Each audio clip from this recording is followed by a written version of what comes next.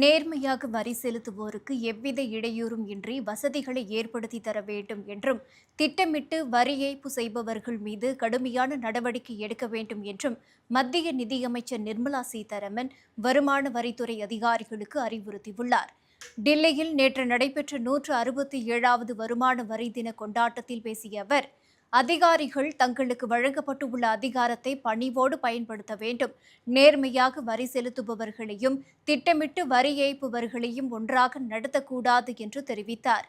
தொடர்ந்து பேசிய நிதியமைச்சர், வருமான வரித்துறை இனி வழக்குகளை நடத்துவதை விடுத்து வழக்குகள் வராமல் தடுப்பதில் கவனம் செலுத்த வேண்டும் என்றும், அதற்கு தெளிவான சுற்றறிக்கைகள், சட்ட விளக்கங்களில் சீரான தன்மை, முந்தைய உத்தரவுகளிலிருந்து கற்றுக்கொள்ளுதல் ஆகிய 3 தூண்கள் அவசியம் என்றும் அவர் தெரிவித்துள்ளார். மேலும் 2024-25 பட்ஜெட்டின் திருத்தப்பட்ட விதிமுறைகள் காரணமாக வருமான வரித்துறையின் 6000 மேல்முறையீட்டு வழக்குகள் திரும்ப பெறப்பட்டுள்ளதாகவும், இதன் மூலம் மிக முக்கியமான வழக்குகளில் மட்டும் இனி வருமான வரித்துறை கவனம் செலுத்த வழிவகை செய்யப்பட்டுள்ளதாகவும் நிதியமைச்சர் நிர்மலா சீதாராமன் குறிப்பிட்டுள்ளார்.